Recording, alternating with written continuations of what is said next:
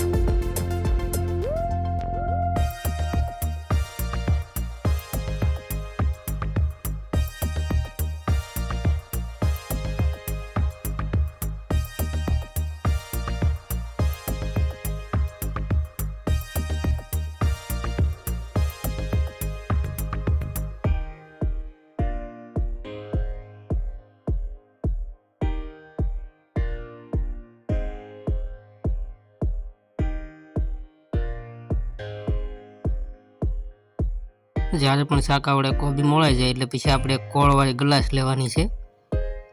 જે આ રીતની પછી ખમણી લેવાની છે, ઝીણા ભાગમાં આવ ઝીણી ઝીણી ખમણી લેવાની છે। કોળવાળી ગ્લાસ લઈ લેવાની જે આ રીતના।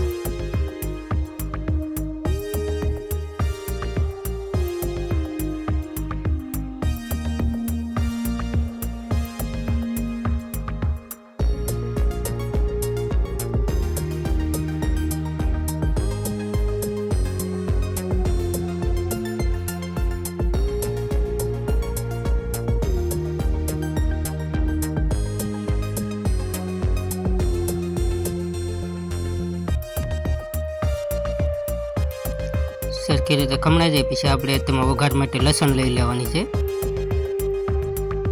લસણ પણ નાખવાની છે। જો આ રીતની આપણી કોબી છે એ બધી ખમણાઈ ગઈ છે અને પછી લસણ પણ ફોલાઈ ગઈ છે અને લસણના આપણે ઝીણા ઝીણા ટુકડા કરી લેવાના છે।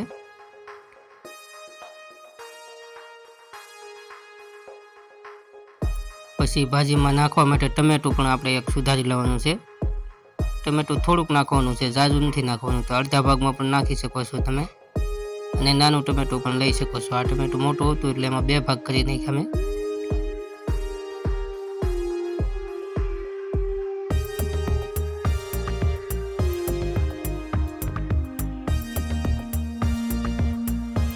આપણું ટમેટું સુધારાઈ ગયું છે। એક તપેલામાં તેલ આપણે ગરમ મેલી દેવાનું છે।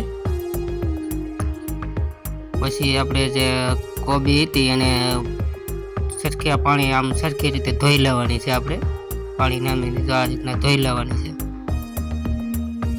ભાજી આપણી સરખી રીતે ધોવાઈ જાય પછી એક તપેલામાં તેલ રેડીને એમાં રાઈ નાખી દેવાની છે।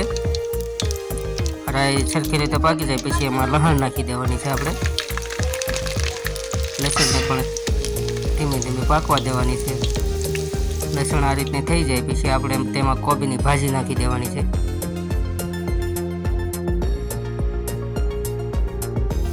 સરખી રીતે મિક્સ કરી લેવાનું છે આપણે આ રીતના। ભાજી હમણાં મેં થોડીક જ નાખી છે। મિક્સ થઈ જાય પછી ત્યારબાદ આપણે જે ટમેટું સુધારેલું હતું એ નાખી દેવાનું છે, જેથી કરીને તેની સાથે સરખું પાકી જાય।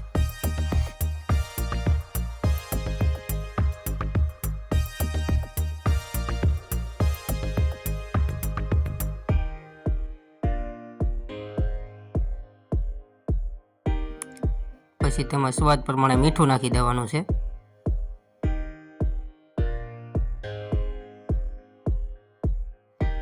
પછી હળદર નાખી દેવાની છે।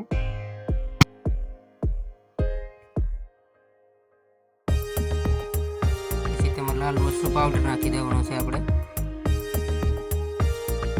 પછી તેને મિક્સ કરી લેવાનું છે આ રીતના. તો તૈયાર છે આપણી મસ્ત મજાની કોબીની ભાજી. મિત્રો રેસીપી કેવી લાગી એ કોમેન્ટ કરીને જણાવજો.